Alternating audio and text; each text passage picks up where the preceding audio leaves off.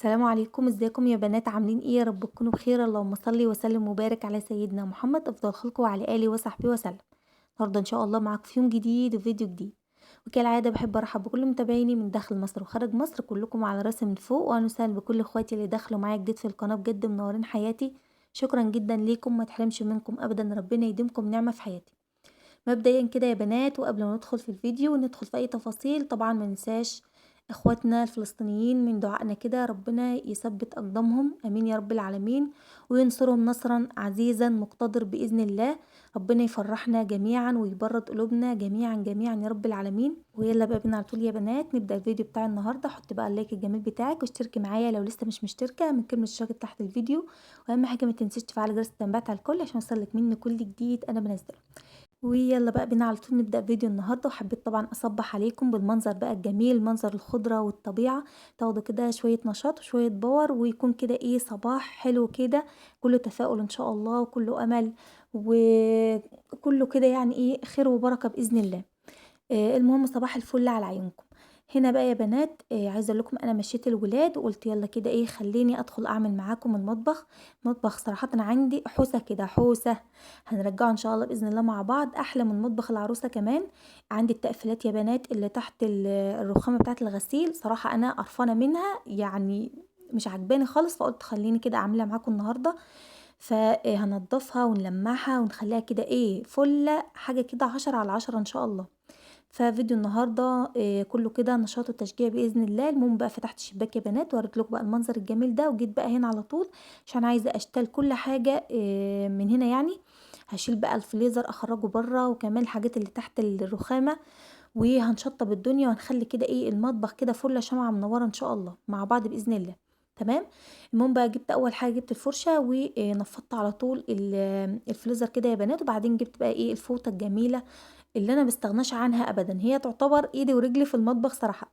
وكمان جبت اللي هو ملمع الازاز يا بنات، وبدات بقى ايه المع بيه اللحوسه اللي كانت على الفريزر. قلت بقى بما اني بقى هنضف تبقى كل حاجه ايه اخرجها كده على نظافه، عشان ما ينفعش ان انا انضف مثلا المطبخ او التقفيلات وبعدين ارجع تاني اقعد المع الحاجه وكده. فلمعت بقى الفريزر يا بنات وخرجته بره. وعلى فكره الفوطه دي لو انت بس نديتها كده شويه ميه بتديلك لمعان جميل جدا. انا كنت جايبه منها 4، كنت جايبه الواحده تقريبا ب15 جنيه. رحت اجيب تانية يا بنات لقيت الواحده معديه ال20 جنيه، وكمان خامتها كده مش كويسه زي دي، حسيتها كده ان هي داخلها بلاستر. وسبحان الله غاليه عندي، يعني الحاجه في اولها بتكون رخيصه وتكون حاجه نظيفه، وبعد كده بتتغش وترجع اللي هو ايه يبقى يعني الخامه مش كويسه وتلاقيها غاليه كمان. فانا كنت جايبه منها 4، كنت جايبه 2 لونهم اصفر، وكنت كمان جايبه اللي هو البينك والازرق. فقلت بقى خليني كده احافظ عليهم لان فعلا معدتش يعني هجيب زيهم.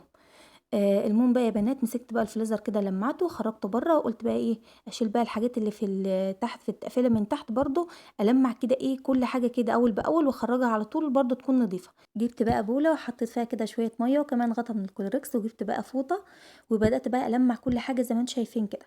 لمعت بقى البستله انا خرجتها دلوقتي بحط فيها رز يا بنات اللي هي بتاعه الميه، بس انا بستخدمها للرز يعني. وكمان جبت بقى الباسكت ده كده يا بنات، على فكره انا ما استخدمتوش خالص، هو المفروض يعني اعزكم الله بتاع القمامه او بتاع الزباله، ولكن انا يعني ما استخدمتوش خالص. انا من يوم اتجوزت وانا بحط فيه الحاجات بتاعه المنظفات، اللي هو مثلا سلك المواعين، الصابون الاسمر، الاسبونجات، الحاجات دي يعني. المهم كمان لمعت هو كمان يا بنات كده، وطبعا الاسبونجات اللي انا جايباها جديد او الاسفنجات يعني بتاعه الغسيل، طلعت كده منها واحده وعينت الباقي يعني في قلب الباسكت يعني وكده. لمعت هو كمان وبعدين خرجته بره. وهنا بقى ايه جبت الجردل بتاع الجبنه، وكمان اللهم صل على النبي جبت البرطمان بتاع ايه بتاع المخلل. خلاص لمعت بقى كل حاجه كده يا بنات، اخرج كل حاجه من التقفيله. وعايزه اقول لكم كمان الباسكت اللي هو ايه برضه عزكم الله اللي هو بتاع الكمام الصغير ده، هو ده اللي انا بستخدمه يعني. خلاص كنت غسلاه يعني امبارح، كنت ماسكاه بقى كده في الحمام ايه عتاله كده ايه غسله بنت لذينه يعني. فقلت يلا مفيش مشكله المعه هو كمان عشان ايه هو برضه اتلحوس من فوق كده. فيلا قلت له تعالى يعني جيت عليك لمعته كده تلميح حلوه يا بنات. وعلى فكره حلوه قوي تكوني يعني عندك اهتمام لابسط الامور عندك في حياتك، في كل حاجه يكون لها اهتمام فبيكون حلو قوي. المهم بقى يا بنات طلعت بقى كل حاجة بعد ما لمّعتها، وجيت بقى الخضرة اللي أنا وريتها لكم في الأول، أول ما خدتكم كده جولة في المطبخ كنت إيه، غسلتها كويس وكمان يعني خرّطتها كده يا بنات. وجيت بقى هنا على طول باجيب العلب دي على فكرة حلوة جدًا، العلبة الشفافة دي على فكرة أنا شارياها، كنت شارية ال4 تقريبًا ب5 جنيه. باحب أفرّز فيهم الخضرة في الفريزر أوي، بتطلّعيها صراحة من العلبة دي بتحسّيها إن هي لسه متقطّعة دلوقتي أو لسه طازة يعني أنتِ لسه جايباها حالًا وطازة. فصراحة الخضرة دي كان حمايا يعني جايبها من الأرض، ف كان ريحتها جميلة جدًا، جدًا، وكمان ما فيش عندي حاجة إن أنا أستخدمها دلوقتي، فعندي كده علبتين في الفريزر سِبت شوية بسيطين حطيتهم في التلاجة من تحت، بحيث يعني لو عملت شوية شكشوكة، عملت حاجة تكون تحت إيدي يعني. ولكن لمّا أكون يعني هاعمل محشي أو حاجة وما فيش عندي خضرة طازة، فباطلّع من الفريزر دي يا بنات بتكون حلوة أوي عن ما تكون يعني مفرّزاها في كيس يعني في الفريزر وكده. في العلبة صدقيني جرّبيها، فبجد هتحبّي الموضوع أوي.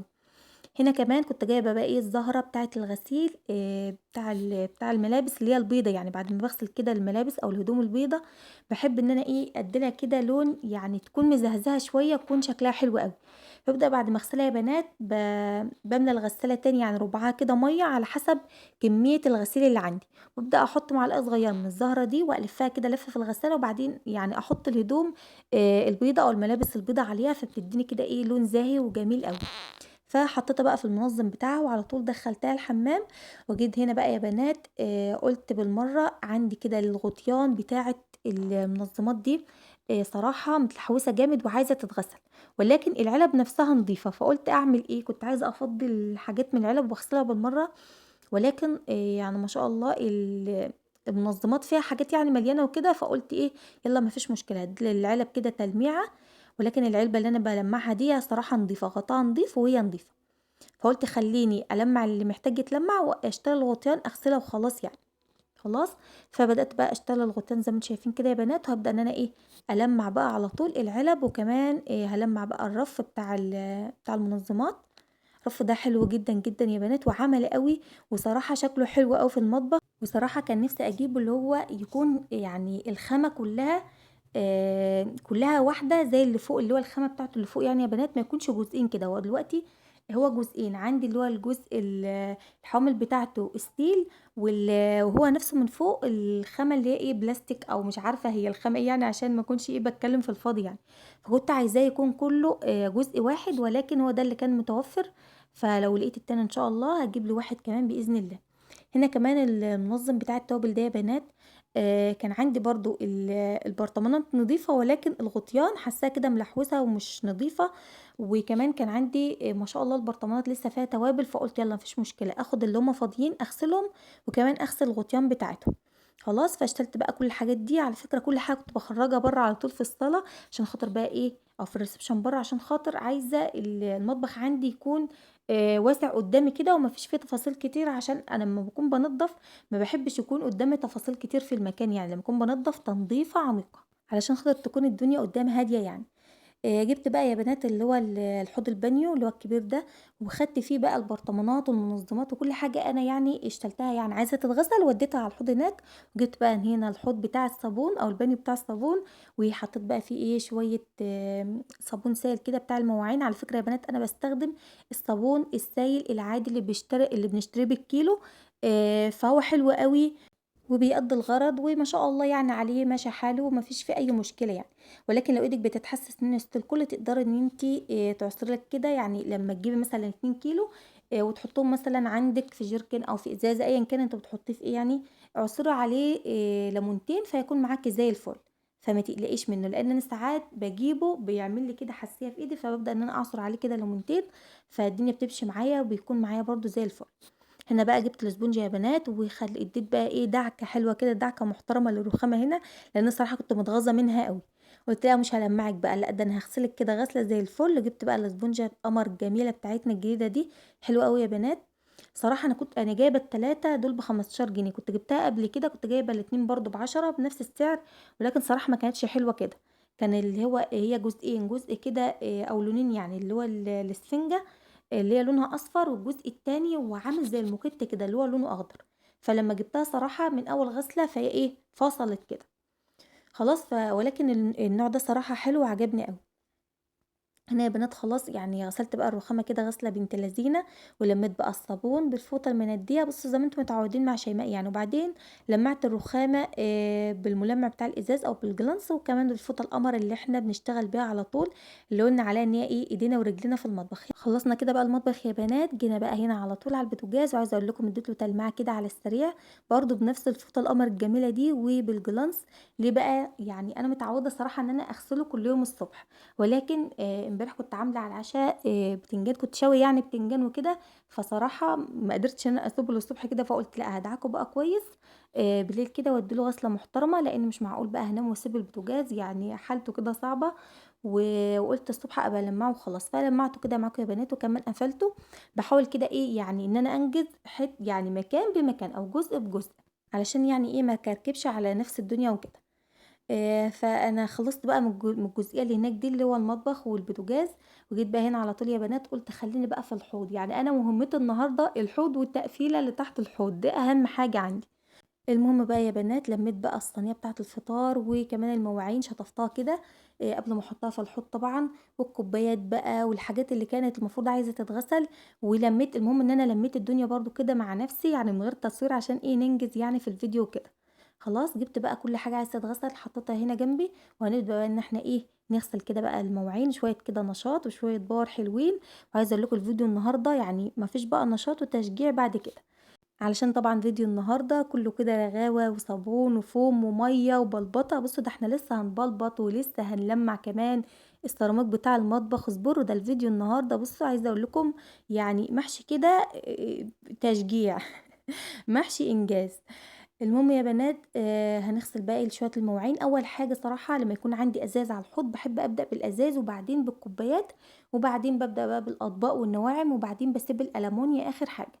خلاص، هنا بقى نغسل بقى شوية المواعين، وبعدين هنغسل بقى الإيه، المنظم بقى بتاع التوابل، كمان الرف بتاع المنظمات بتاع التوابل نفسه يا بنات كان ملحوس وكانت حالته حالة، يعني ما فيش أي حاجة كانت نضيفة في طقم التوابل غير البرطمانات نفسها الإزاز، لإن دايمًا بالمّعها وأنتم عارفين إن الإزاز يعني إيه تلميعه بيكون حلو أوي.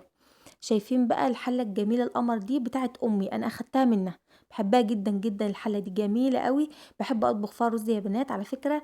أنا جرّبت التيفال وجرّبت كمان السيراميك كل الكلام ده. يعني أنا باتكلم عن نفسي، الصراحة أنا دلوقتي نفسي أجيب طقم جرانيت لإن هو الوحيد اللي ما جرّبتوش، ولكن كشيماء يعني باحب الستيل والألمونيا جدًا، جدًا، جدًا يعني. ولكن التيفال على فكرة لمّا بيبوظ يا بنات بيبقى غلط جدًا، اللي هو السيراميك لمّا بيبوظ بيكون غلط جدًا، ولكن هو التيفال على فكرة لمّا بيبوظ فبيقلب ألمونيا. فالمهم يا بنات فعلى فكرة أنا باحب أطبخ في الألمونيا أوي، وكمان الستيل، فطبعًا اللي زي شيماء يبقى يكتب لي في الكومنتات. اللهم صل وسلم وبارك على سيدنا محمد. أهم حاجة يا بنات بالله عليكم ما تنسوش تدعوا لاخواتنا في غزة، لاخواتنا في فلسطين، يعني ربنا كده ينصرهم ويثبت أقدامهم. قسمًا بالله أنا كشيماء حاسة إن الدنيا واقفة، الدنيا مش راضية تتحرك، حاسة إن الكرة الأرضية كلها واقفة مش راضية تلف أبدًا. فربنا يا رب يعافينا وربنا يريح قلوبنا جميعًا، اللهم آمين يا رب العالمين. وكمان عايزة أقول لكم يا بنات والله الموضوع ده اللي مخلّيني يعني مخلّي نفسيتي مش أحلى حاجة يعني، فربنا يعافينا يا رب، وربنا يبرّد قلوبنا جميعًا، وينصر إخواننا المسلمين في كل مكان، قولوا آمين، قولوا اللهم آمين يا رب العالمين. هنا يا بنات غسلت بقى المواعين وكمان غسلت المنظم بتاع المناديل، وهنغسل بقى إيه الغطيان اللي محيرانا من هنا لهنا لهنا. المهم يا بنات عايزة أقول لكم إن أنا جبتهم في الطبق هنا حطيت عليهم شوية مَيّة سخنين حلوين كده، مَيّة تكون سخنة مش دافية، حطيت عليهم مَيّة سخنة، عشان عايزة كل اللحوسة اللي كانت عليهم وكل الدهنانة دي تتفور.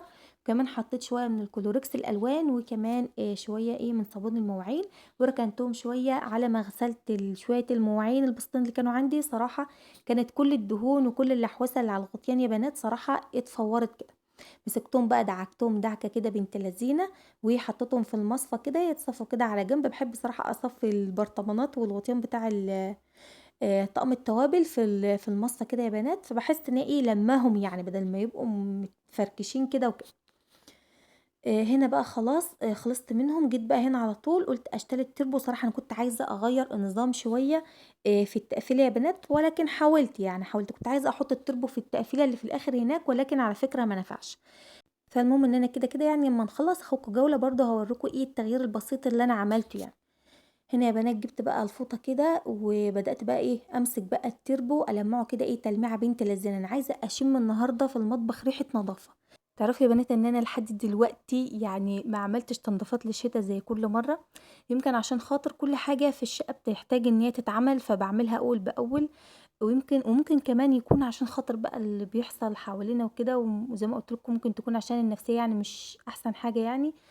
فالله أعلم، وكمان مش عندي تفاصيل كتير في الشقة صراحة، فأوضة الولاد كنت متعودة اللي هو إيه، يعني كل سنة مثلًا على الصيف باحب نغيّر نظامها كده، على دخلة الشتا باحب أعمل نظام تاني، ولكن صراحة أنا ثبَتّ على النظام اللي أنا عاملاه دلوقتي يا بنات حاليًا، فحاساه كده إن هو إيه، يعني نظامها حلو كده ومريحة، فقُلت يالّا نثبت كده على الوضع ده شوية. تمام. بالنسبة بقى لأوضة النوم يا بنات، كنت حابة إن أنا إيه، يعني بافكّر كده يعني 50% إن أنا أغيّر نظام السرير، وال50% عايزاه يبقى ثابت زي ما هو، لإن ما شاء الله الأوضة كده حاساها شِرَحة وبِرَحة وحلوة أوي، فمش عارفة يعني ممكن ده برضه اللي يخلّيني إيه، مأجّلة شوية. وكمان الهدوم بتاعة الشتا برضه في الشُنط تحت السرير، فقُلت يالّا تبقى إيه، يبقى يعني تبقى نكشة واحدة يعني وكده. خلاص، لإن بجد أنا لسه عندي الشقة يعني ما حسيتش بالسقعة أوي، فالجو بجد لسه حَر، فقُلت لأ خلاص لمّا آجي أطلّع بقى الهدوم الشتوي هابقى أنضّف برضه تحت السرير، لإن يعتبر يعني هو اللي في الأوضة عايز يتعمل، فالله أعلم لمّا آجي أعمله هاغيّر نظام السرير والّا أسيبه مكانه، فهنسيبها يعني إيه بظروفها يعني اليوم. المهم يا بنات مسكت بقى الشباك بتاع المطبخ بعد ما خلّصت بقى إيه اللهم صل على النبي، وخلّصت الحاجات كده على الحوض والدنيا بقت معايا فُلّة، مسكت كمان الشباك بتاع المطبخ خلّيته كده إيه فُلّة، جبت الغيار بتاع الممسحة وبتاع الموب يا بنات تحفة، تحفة جميل جدًا بينضّف وبيلمّع مش عايزة أقول لكم بقى. والله ما باستغنى عنه أبدًا، اللي هو الموب العادي اللي أنا باشتغل بيه على طول، اللي أنا مسحت بيه أو لمّعت بيه السيراميك بتاع المطبخ دلوقتي معاكم. وكمان بعد ما مسكت بقى الشباك كده إيه خلّيته فُلّة، مسكت المطبخ السيراميك بتاع المطبخ كلّه كده داير ما يدور، لمّعته كده وخلّيته فُلّة. بالنسبة للشفاط، فالشفاط إيه أنا لسه عاملاه يعني من فترة بسيطة، فلقيته مش محتاج أوي إن هو إيه يتغسل، فقُلت يالّا ما فيش مشكلة النهارده. هنا بقى جينا في الفقرة اللي أنا بجد باعشقها وباموت فيها وباحبها جدًا، وبجد باحس إن أنا نضّفت بجد، باحس إن أنا فعلًا شامة ريحة نضافة، حاسة بنضافة، حاسة بطاقة إيجابية في المكان، حاسة بجد إن في يعني إيه، في power كده. هي بقى فقرة إيه، فقرة المَيّة بقى، إن أنا أكُب مَيّة ورغاوة وأجيب بقى المقَش وأمسك بقى إيه، كل جزء كده أدعكه وأخلّيه كده إيه، فُلّة كده شمعة منوّرة. جِبت بقى يا بنات نزلت بقى بمَيّة، وعلى فكرة المَيّة اللي كنت ناقعة فيها البرطمانات كانت لسه دافية كده سيكة، فكبّيتها كده على الأرض زي ما أنتم شايفين يا بنات، وحطيت كمان شوية إيه، صابون مواعين، أيًا كان بقى شوية مسحوق، شوية صابون مواعين، فبراحتك يعني. ومسكت بقى المقشة وجبت بقى التقفيلة اللي تحت الحوض كلّها من فوق لتحت بالرخام اليمين والشمال ومن فوق وتحت، بُصّوا خلّيتها كده إيه فُلّة، كلّها رغاوة كده وصابون وحاجة كده إيه عظمة اللهم بارك يعني. وكمان مسكت الأرضية بتاعة المطبخ وتحت البوتاجاز، والدنيا بقت معايا ما شاء الله اللهم بارك فُل يا بنات. وعايزة أقول لكم أنا عاملة معاكم اللهم صل على النبي، عاملة معاكم البوتاجاز، وكمان أنا عاملة غاسلة التلاجة، يعني أنا نضّفت معاكم عاملة كده تنضيفة حلوة للبوتاجاز وغاسلة التلاجة ومخلّياها فُل. كده عندنا المطبخ بتاعنا كده إيه، عظمة على عظمة. وكمان كنت ملمّعة المطبخ الخشب نفسه يا بنات مخلّياه كده إيه زي الفل. خلاص كان لسه بس ناقص معايا الحاجات اللي أنا باعملها معاكم دلوقتي. يمكن أكتر حاجة كانت متبهدلة عندي في الشقة كلّها هي المطبخ، وكمان لسه عندي الreception عايزة أدّي له كده إيه، تنضيفة بنت لذينة، بس أنا قُلت بقى إيه اللي هو أنا باعمل له كده تنضيفة كل أسبوع يعني، ولكن قُلت لأ إيه، عايزة أدّي له تنضيفة حلوة كده عميقة، ونمسك بقى المقشة برضه كده ورغاوة ونكُب مَيّة ونخلّيه كده إيه، يتنفّس كده من النضافة، يزغرط كده من النضافة يا بنات إن شاء الله. ولكن قُلت أمّا آجي أفرشه فاعمل التنضيفة دي بإذن الله. خلاص.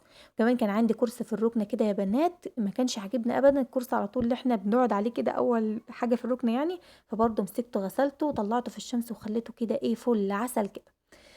هنا بقى إيه مسكت بقى المطبخ كده مرشته مرشة بنت لذينة، وكمان شدّيت بقى الرغاوة كلّها بالمساحة يا بنات، نزّلتها كده في البلاعة اللي أنتم شايفينها، وبعدين بعد بقى إيه ما كمان جبت الموب لمّعت بيه ومسحته خليت الدنيا فله. جبت بقى المعطر ده يا بنات معطر دوني، على معطر اللي هو الجو. بشتري برضو اللي هو الفك العادي اللي هو الدوني كيلو تقريبا ب6 جنيه، والتاني اللي هو معطر الجو بجيبه ب10 جنيه. بعمله كده خلطة على بعض، وببدأ ان انا يعني المع به كده الارضيات يا بنات. عايزة اقول لكم بيخلي لي ريحة الشقة تحفة تحفة تحفة. خلاص حطيت كده بعد ما مسكت بقى ايه المطبخ كده، مرشته مرشه كده بنت لذينه، و يعني نشفته من الميه خالص. وبعدين حطيت كده ايه شويه دونه بقى وشويه المعطر اللي انا حطيتهم دول يا بنات، ومسكت بقى ايه بالموب، وبدات ان انا لمعت الايه المطبخ كله. كان ريحته بقى ايه ما شاء الله. صراحه كنت راضيه على نفسي. كنت راضيه عن نفسي كده في الروتين ده ما شاء الله. كنت حاسه ان انا كده ايه انجزت، وبجد تعبي ما راحش على الفاضي. خلاص يا بنات. وكمان مسكت بقى هنا بعد ما لمعت بقى ايه كل حاجه بقى السيراميك بتاع المطبخ، والدنيا بقت معايا عظمه كده وفله. لميت بقى الحاجات اللي على الحوض كانت اتصفت خلاص يا بنات. حطيت بقى كل حاجه مكانها. كمان حطيت بقى المنظم بتاع التوابل، رتبته كمان. حطيت كل حاجه في مكانها، وجيت بقى هنا اظبط الرخامه هنا كده يا بنات زي ما انتم شايفين. والدنيا بقت معايا فله. كمان كنت غاسله المنظم بتاع المناديل. هنحط بقى ايه فيه بتاع المناديل بتاعته، ونحط برده كده على جنب. وده النظام اللي انا كنت اللي انا عملته يعني. هنا برده الطقم التوزيع المعالق اللي هي السيليكون كانت جنب المجات، فحطيتها كده ايه في القد ده. انا كنت حاطاه يا بنات كنت حاطه عليها الفناجين بتاعه القهوه، لكن لقيتها يعني كسرت لي فنجان، ما كانتش يعني اللي هو ايه ثابته قوي. فقلت يلا ايه ما عدتش بحط عليها يعني، فلقيتها فاضيه حطيت عليها المعلقه زي ما انتم شايفين كده. وهنا طبعا جوله بعد بقى ايه ما حسيت ان في كده طاقه ايجابيه ما شاء الله. اللهم بارك اللهم بارك. ادخلوا كده بقى برجلكم اليمين. وبصي يعني هو المطبخ الحمد لله مش احسن حاجة في، طبعا احلى واجمل من كده، بس احنا قلنا الرضا اللي بيخليك ان انتي حاسة ان انتي ملكة زمانك، حاسة ان حاجتك دي يعني ما فيش حد عنده احسن من الحمد لله على نعمة الرضا يا بنات. فربنا كده يجعلنا من راضيين والحامدين والشاكرين باذن الله. هنا يا بنات كمان كان الرف اللي هو اللي انتوا شايفين اللي انا حاطه فيه المنظمات دلوقتي، اللي هو اول رف على طول كنت محتاجه ان انا افضيه عشان خاطر احط فيه ايه الفاكهه، منظمات الفاكهه وكده. لان صراحه انا في الشتاء ما بحبش احط فاكهه في التلاجة يعني. فده كان النظام تحت التقفيله بتاعه الحوض يا بنات. غيرت كده يعني على قد ما قدرت. واتمنى يكون فيديو النهارده كده ايه عجبكم واستفدت منه اي حاجه. ان شاء الله يكون شويه طاقه ايجابيه. ان شاء الله باذن الله استنوا في يوم جديد وفيديو جديد. اشوفكم على خير، مع الف سلامه.